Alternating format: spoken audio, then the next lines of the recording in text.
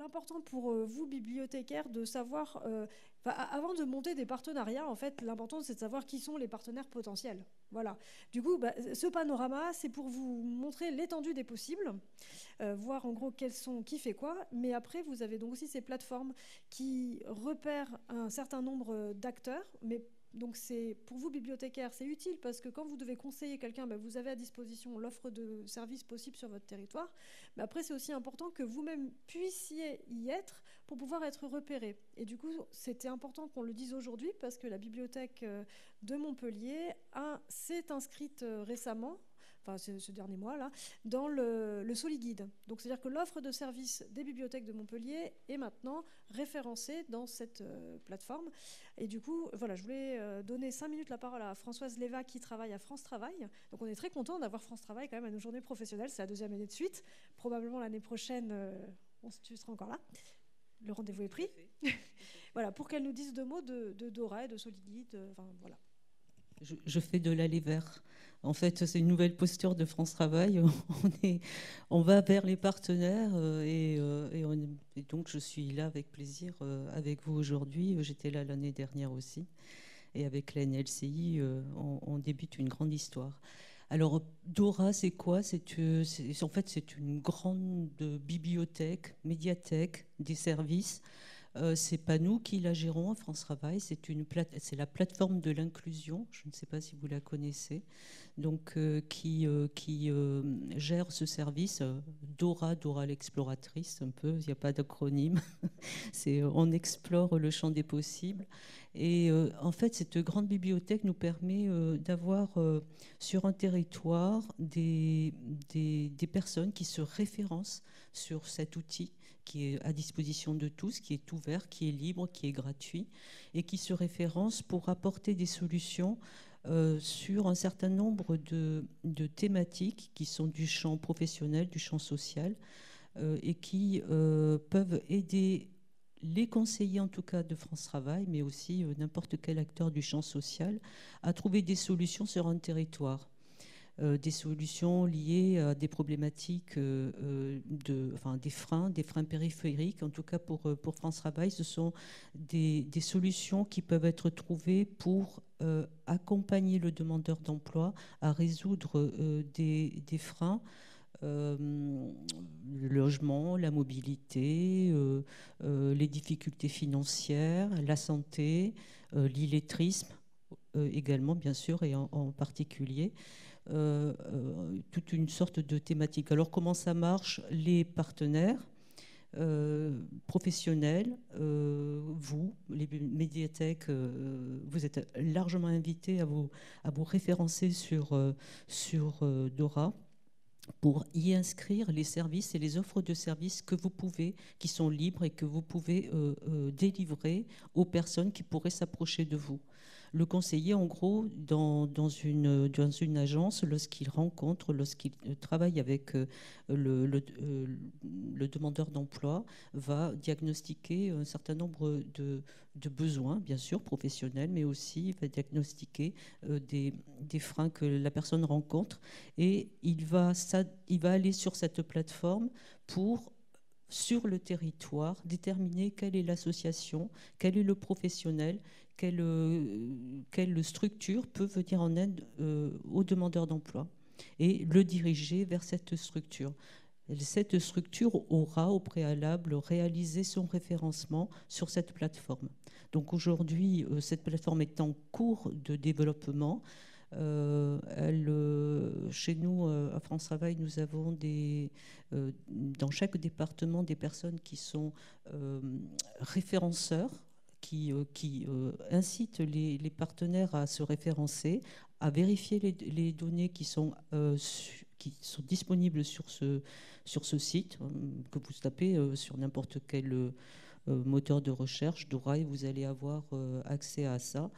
Et il y a un contrôle qui est réalisé. Il y a un accompagnement aussi qui est réalisé par la plateforme de l'inclusion au niveau national pour vous aider à vous référencer aussi sur cette bibliothèque des services sur le territoire. J'espère que j'ai tout dit.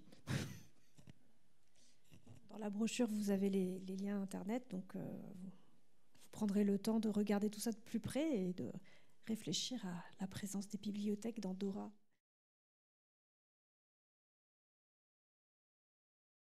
Donc, et effectivement, le lien s'agissant des acteurs de l'inclusion socio-professionnelle et les acteurs du champ social avec les bibliothèques, il est peut-être moins évident que celui de l'écosystème, du moins éducation nationale et écosystème éducatif. À ma connaissance, au niveau DRETS, il n'y a pas donc DRETS, Direction régionale, économie, emploi, travail et solidarité.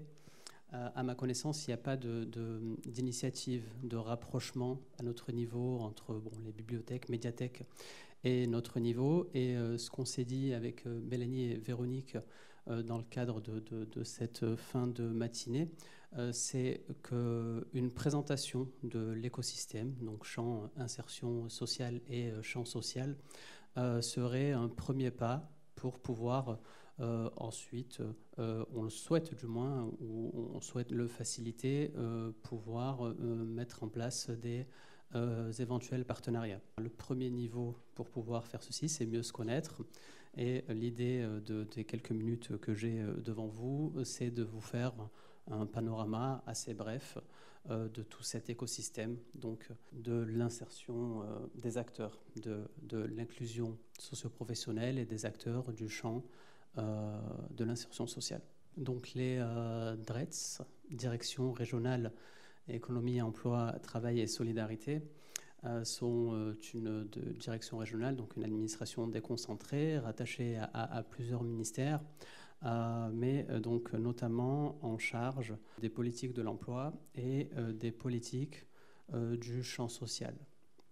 Donc notre rôle à la DRETS, c'est de piloter ces politiques publiques, emploi et cohésion sociale, définies par le niveau national et donc déclinées au niveau local.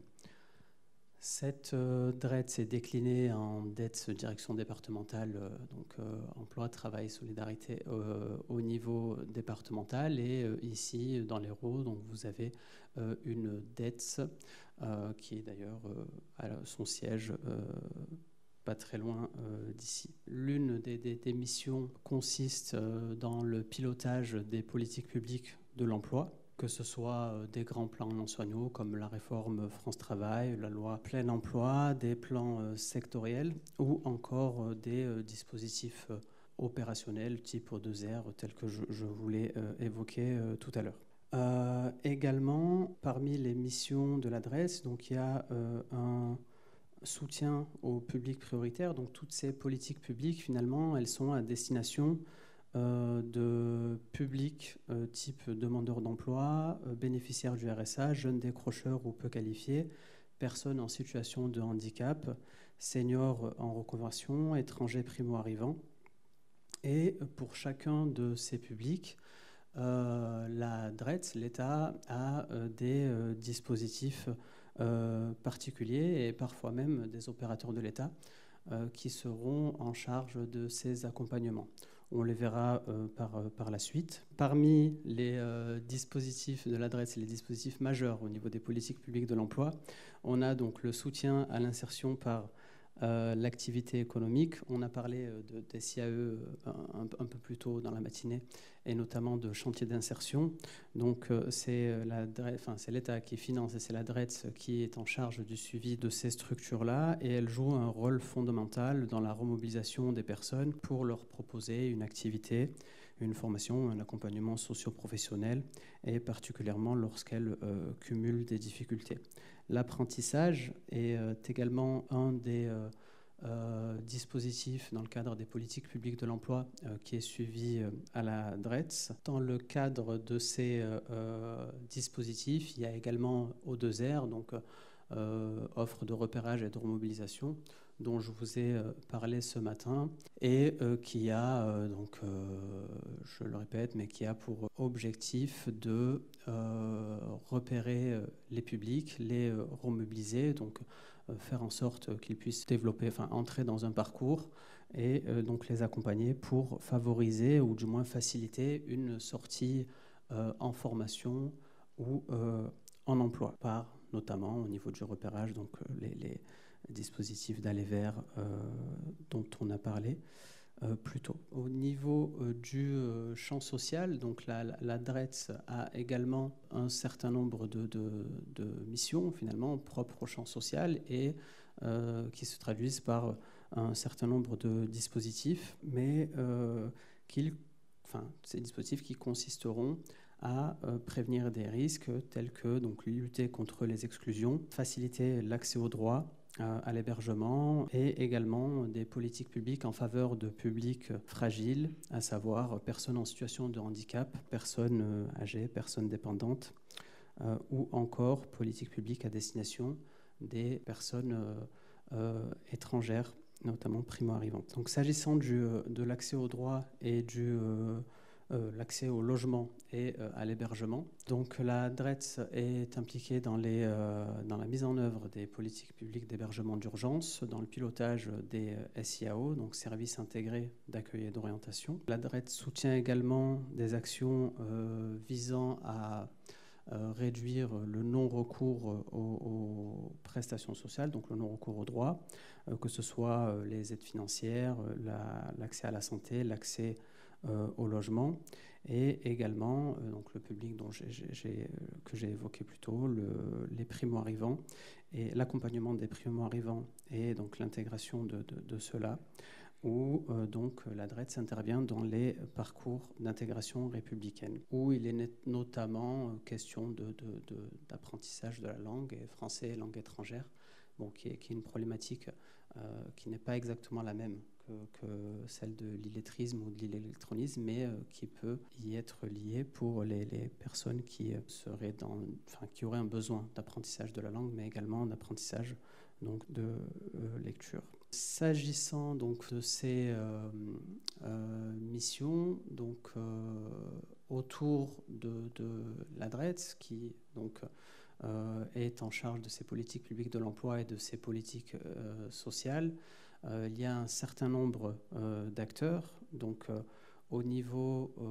du champ de l'insertion professionnelle, on a évidemment France Travail, les missions locales également, donc en charge de l'accompagnement des 16 à 25 ans, les structures de l'IAE, donc l'insertion par l'activité économique, les structures de l'ESS, de l'économie sociale et solidaire.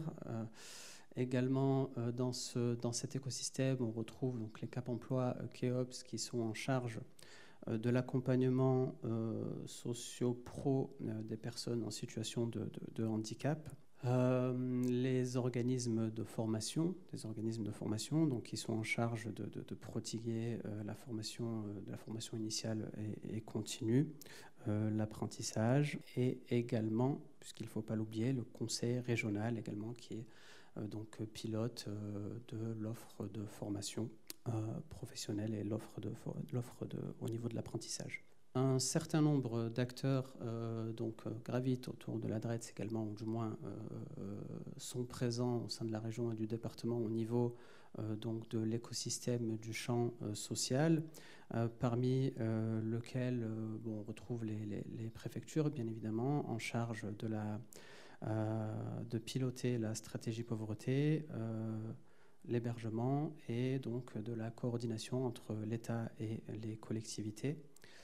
Également les conseils départementaux qui, eux, sont en charge des politiques sociales, des versements des aides tels que le revenu de solidarité active ou encore le pilotage des politiques d'aide aux familles. L'ARS également, donc, qui coordonne la politique sanitaire et la politique médico-sociale, qui fait donc l'articulation entre la santé et l'insertion, les collectivités locales, évidemment, donc communes, EPCI ou encore métropoles, qui peuvent être en financement de dispositifs ou du moins d'actions au niveau social. Il y a également les associations et réseaux de solidarité dont certains étaient présents aujourd'hui, mais on retrouve la Croix-Rouge, Emmaüs, Secours catholique, etc. Et enfin, l'OFI, qui est en charge donc, de l'accueil de l'accueil et de l'intégration des primo-arrivants. J'ai dressé un panorama donc, de cet écosystème et évidemment au niveau des partenariats qu'on peut établir avec donc les bibliothèques et médiathèques, tout est à construire, je crois. Voilà. Donc cette journée, je remercie encore une fois Véronique et Mélanie de m'avoir invité parce qu'on a tout à construire et on comprend qu'il soit pertinent d'occuper ces espaces et d'offrir de la visibilité dans l'offre de services, entre guillemets, de l'État, et que cette visibilité passe par l'occupation des lieux tels que médiathèques et les bibliothèques, notamment lorsqu'on a des difficultés en termes de repérage, ou du moins lorsque un certain nombre de nos politiques publiques en termes d'emploi sont à destination de publics invisibles qui peuvent être facilement, que l'on peut atteindre, du moins peut-être plus facilement en occupant ces espaces. On comprend la pertinence de faire ce lien-là. Maintenant, effectivement, il n'est pas encore fait. Donc j'encourage les prises de contact et encore une fois, merci. Merci Badre pour cette présentation. Les principaux interlocuteurs ou structures sont précisés dans le dossier. Alors, les liens restent à construire. Est-ce que vous voulez rattraper la balle au bond et réagir sur... vous-même, voilà. Je ne sais pas s'il y a quelqu'un qui veut demander des précisions ou réagir sur ses propres expériences. Et en tout cas, sur ce besoin d'interconnaissance. Bonjour, donc Émilie Zapater, je travaille à l'Espace Média Grand Narbonne. Et effectivement, Mélanie le sait, c'est justement une question que l'on se pose depuis plusieurs années, puisqu'on se retrouve effectivement au centre de toutes les politiques publiques et tous les publics viennent chez nous, y compris ces publics invisibles qui sont chez nous très visibles, parce que très en demande d'accompagnement, de l'accès à l'informatique, de l'aide à la rédaction d'un CV, et on a du mal à faire comprendre aussi nos limites, nos compétences. On se retrouve face à des publics qui sont en demande et on n'a pas forcément les réponses. Donc déjà, on va en avoir un peu plus aujourd'hui parce qu'on peut mieux cibler les interlocuteurs. On a des prises de contact plus ou moins directes par rapport à nos réalités de territoire, mais il y a des interlocuteurs qu'on n'avait pas encore identifiés. Donc cette journée est fort utile. Et c'est vrai que plusieurs collègues, structures même, sont en demande de... Est-ce qu'il peut y avoir des liens, des permanences qui sont faites, des renvois utiles? Parce que c'est vrai que même si on identifie des structures, à part leur donner les coordonnées, les horaires, les aider à prendre un rendez-vous, et encore on dépasse presque... Alors après il y a des particularités, conseillers numériques, ainsi de suite, je ne vais pas rentrer dans le détail, mais voilà, on est au cœur de ces publics, de ces problématiques, donc on est vraiment, je pense, collectivement ravis de vous avoir aujourd'hui sur cette question-là, mais voilà, c'était pour voir si vous aviez déjà des limites aussi de périmètre d'action ou si tout était ouvert à la discussion et à la réflexion. Merci. Un début de réponse serait peut-être d'abord de faire le lien entre l'ensemble des opérateurs O2R, offres de repérage et de remobilisation, et les personnes finalement comme vous qui êtes preneuses pas d'accompagnement, mais de moyens en fait humains, tout simplement, dans la prise en charge, entre guillemets, c'est très maladroit de dire ça, mais prise en charge de ces publics qui peuvent être déjà présents et qui présentent déjà un certain nombre de difficultés. Donc moi, à mon niveau et de manière finalement très opérationnelle, ce lien-là, on peut le faire dès demain, entre l'ensemble des opérateurs O2R et vous-même, et peut-être même d'autres qui lèveraient la main. Ensuite, de manière plus large et peut-être sur un temps un peu plus long, on gagnerait effectivement à ce qui est, je ne sais pas, peut-être une meilleure interconnaissance. En fait, bon, c'est toujours un peu bateau de dire ça, puisqu'on en parle depuis 6, 7, 10 ans même, de l'interconnaissance entre les services, entre les dispositifs, entre les différents acteurs. Mais il faut qu'on y réfléchisse pour pouvoir le développer. Tu veux peut-être compléter, Véronique ? Oui, nous on y travaille et on se rend compte, ne serait-ce qu'en y travaillant toutes les deux ensemble, qu'on a besoin de mieux se connaître. C'est ce que vous disiez, Mélanie, en arrivant, c'est finalement pour moi, mais c'est pour moi aussi à chaque fois quand elle me parle des bibliothèques et des médiathèques. Je voulais rebondir parce que Badre a pu nous citer et nous présenter pas mal d'organismes. C'est aussi aller vers les organismes, et parmi ceux qui ont été cités, il y a France Travail.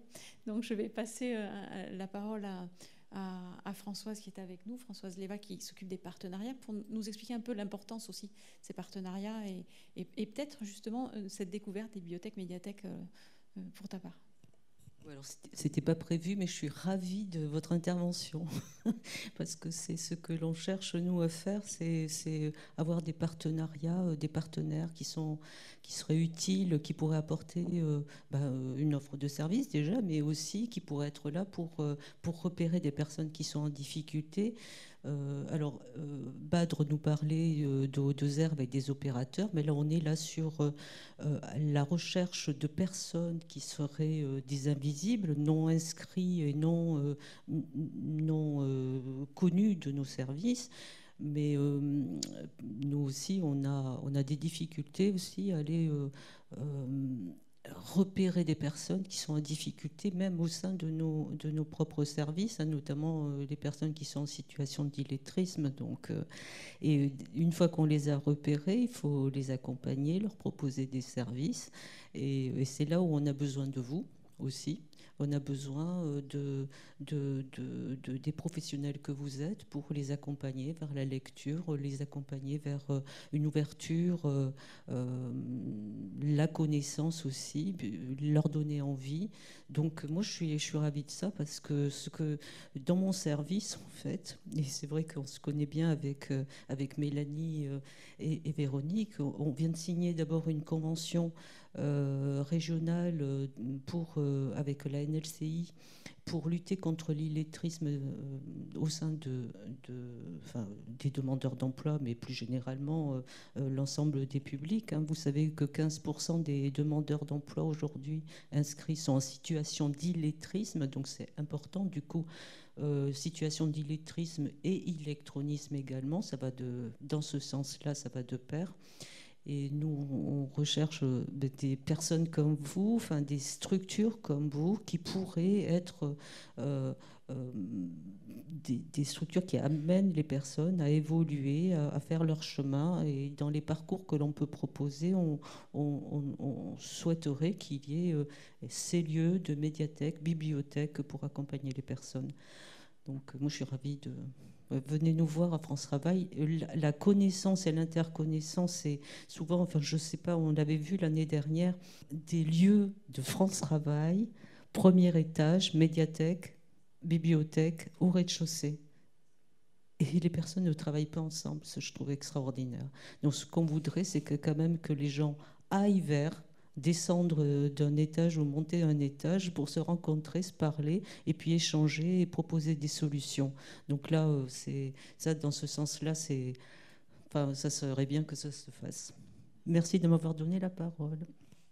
Merci pour ce témoignage. Mais c'est vrai que c'est très important. On l'avait vu l'année dernière que le fait de franchir la porte de la bibliothèque, la médiathèque, quand c'est une équipe d'organismes de formation, d'un centre social ou autre, qui accompagne les personnes, qui leur donne la légitimité, parce que pour ces personnes qui ne savent pas lire ou écrire, elles n'arrivent pas à pousser la porte, mais quand elles arrivent accompagnées, du coup, d'arriver à repartir avec la carte, c'est pouvoir revenir le week-end avec sa famille. C'est tout ça qui a à travailler. Et on a eu de beaux exemples l'année dernière, et je suis sûre que cet après-midi, on aura aussi des expériences inspirantes. Est-ce qu'il y a d'autres questions ? Bonjour, donc je suis Elisabeth Doutrebente, je suis responsable du CRIA, Centre Ressources Illettrisme de l'Aude. Je dirige également la plateforme linguistique qui lui est accolée.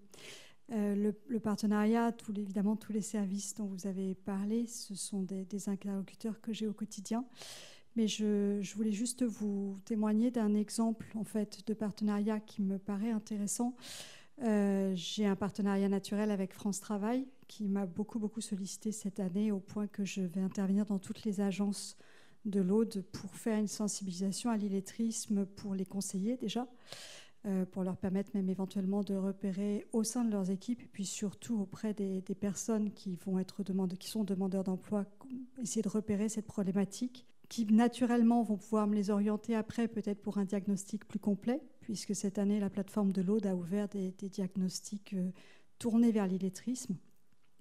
Et actuellement, grâce à une convention qui a été mise en place par l'intermédiaire d'Émilie Zapater et la médiathèque du Grand Narbonne, l'espace média du Grand Narbonne, j'interviens au sein de cette médiathèque pour proposer des diagnostics illettrisme et des diagnostics linguistiques.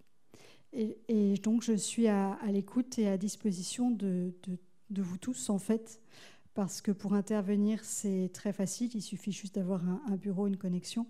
Je me déplace, alors, je ne suis pas dans mon département là, mais je me déplace sur tout le département de l'Aude. Et je pense que dans le cas de mes collègues qui ont des plateformes et des CRIA dans les autres départements d'Occitanie, c'est également possible.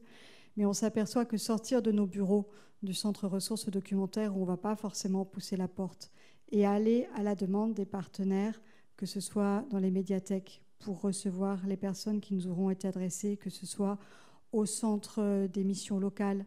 J'ai récemment été contactée par l'AMI à Berriac également, puisque vous parliez de Berriac, pour intervenir chez vous. Voilà. Ce partenariat, il fait vraiment sens dans ce cas-là.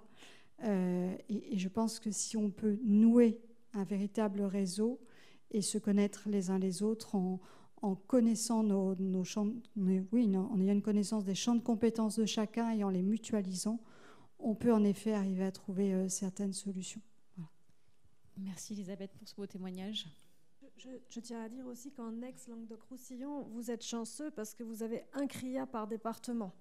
Alors qu'en ex-Midi-Pyrénées, ils ont un CRIA pour les 8 départements. Mais un très beau CRIA, ressources et oui, territoires. Je vais laisser la parole à magnifique. Tiffany, puisque ces centres ressources et lettrisme, alphabétisation sont financés par le Conseil régional pour la partie lettrisme. Donc je vais laisser Tiffany. Oui. Merci, bonjour.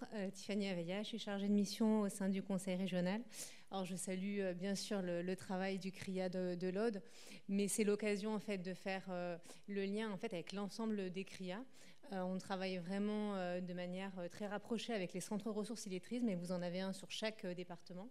Donc n'hésitez pas à vous rapprocher d'eux parce qu'ils ont des missions bien sûr d'accompagnement, de professionnalisation de professionnels, mais ils ont aussi en fait travaillé un maillage du territoire extrêmement fin sur vraiment le recensement de toute l'offre de formation qu'il peut y avoir à destination des publics qui sont en difficulté avec l'apprentissage de la langue. Et du coup, ça me permet juste, voilà, pour peut-être, parce que le conseil régional a été cité pour aussi sa compétence de formation professionnelle. Au niveau de ces formations, il y a une formation qui s'appelle Lexio, qui est vraiment spécifique sur la lutte contre l'illettrisme. On en avait parlé déjà l'année dernière. Mais en tout cas, toutes les informations pourront vous être communiquées par les CRIA, qui sont vraiment des acteurs de terrain et de proximité. Voilà, donc à retenir, les CRIA, c'est des grandes et très belles portes. Très, très grandes portes, très, très belles. Alors, je vais donner la parole à Nîmes. Et en même temps, je vous dis qu'on travaille de manière cycle de journée. Et du coup, si l'année dernière, comme on travaille sur les actifs, il y a eu plein de retours d'expérience sur les chantiers d'insertion, sur l'IAE. Donc, si vous avez besoin de creuser plus loin sur ce sujet-là, sur le site d'Aix-Occitanie Libre et Lecture, vous avez les ressources, les vidéos et la super jolie brochure de l'année dernière qui était verte. Moi, je voulais juste rebondir sur ce qui a été dit par rapport à l'appui technique que peuvent fournir les CRIA aux bibliothèques. À Nîmes, on travaille avec le CEREGAR et on a bénéficié récemment d'une formation illettrisme pour l'équipe de la bibliothèque qui allait travailler autour d'un projet d'accompagnement individuel aux personnes en situation d'illettrisme. Donc vraiment, c'est un appui très précieux. Voilà. Merci.